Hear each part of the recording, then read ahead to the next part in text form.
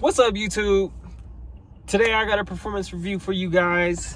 I know it's been almost 2 weeks since my last video. I've really just been lazy. A lot of things going on lately, so I haven't been able to post this video, but I've been done with these for a while and I just kept hooping in them. As you can see in the title, it's the Jordan 35.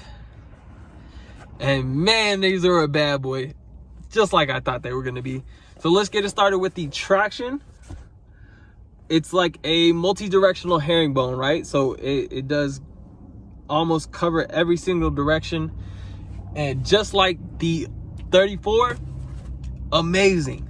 I actually wore these half a game with like 6 different shoes. And this was hands down the best of all of them. I was playing mostly on dusty courts. I got a clean court a couple times. These were perfect on that. And these were even super solid on the dusty court. It was night and day with every other shoe I used. I used the LeBron 17. I did use the Wow 8, which is actually really good. It was just super painful. And it killed my feet. Worst break-in of all time. At least this year, hands down, no problem. But yeah, grip, man, a 10 out of 10. It's exactly what I was expecting though. So not a huge surprise. Let's move on to our cushion. So full length, not totally full length right here in the flight plate. We don't have it, but we have a gigantic, even bigger than last year's Zoom Air unit, heel and forefoot. And honestly, after a little bit of break-in, like it wasn't great at first, but after a little bit of break-in, it was just as good, if not better as the 30, like, you know, compared to the 34. Super good. My favorite cushion. If you've seen any of my other videos, you know that already. Amazing. Exactly what I wanted and expected in this shoe. Super bouncy. Didn't feel at all like it was going flat. Man, it just kept me going. And even in other shoes, I wore a Flightposite 1 and my legs felt dead compared to when I changed at halftime, put these on, I was ready to go. Completely different experience. Super great. As far as fit, these go true to size. If you are a wide footer, man, definitely a shoe worth trying on, because I'm slightly wide footed. I could feel this whole hard spot.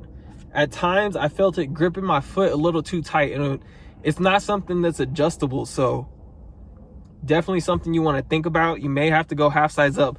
Lengthwise, absolutely perfect. The materials, obviously, they need a little bit more break-in than the 34 because they are more premium. And I did like that. That added to the supportiveness of the shoe. I did have an instance where I landed kind of funny. On the outside edge of my toe here, I rolled my ankle slightly and the materials held me in so good. It was very minor and I barely even noticed that I rolled my ankle. If it just wasn't for that weird foot positioning, I wouldn't have noticed at all. As far as lockdown, really good lockdown. I mean, you have super padded heel, which keeps you from heel slipping. I tied it all the way up to the top eyelet. And it's traditional lacing system. You know, the fit goes perfect with not a ton of, like, you know, lockdown or support materials. Flight plate and not much else. But really good.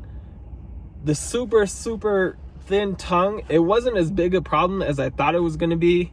It wasn't super comfortable by any means, but it got the job done.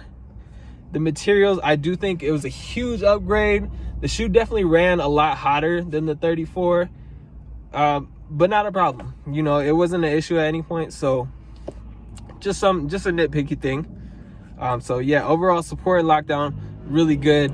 I know it's not the widest base you can get, but it does the job as good as possible. Outside of that, is the shoe hoopable? Man, this might be the most hoopable shoe of 2020. It does take my top spot over the 34 because it did prevent me from an ankle roll, which I did have in the 34. The grip is just as good. The flight plate, honestly, is even a little better. The materials, obviously a whole lot better. I don't like the aesthetic. That's the only thing that kills it for me on this shoe. Is honestly, as long as I've been wearing and as much as I love the shoe from a performance standpoint, it is a little, it's not cute. It doesn't look good. But that's the only thing for me. That's my only nitpick. Performance wise, it's a great shoe. It's so hoopable. If you can get these, I would pick these up at $180. I wouldn't even wait for a discount, and they are hard to get as is. So yeah, get you a pair. Go true to size. My wide footers, definitely try these on if possible, just because the flight plate comes up and you might have some issues there. Let me know what you guys think. I know it's been a while since I did do the unboxing, so a lot of people have these. If you guys had a different experience, let me know in the comments down below. If you like the content, if you want to see the next performance review, we are doing the Under Armour Embiid 1 in that red and gray colorway.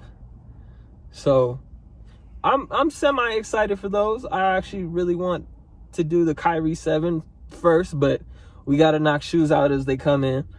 Yeah, if you like that stuff, subscribe, and I appreciate you guys watching this long. Besides that, guys, I'll see you in the next one.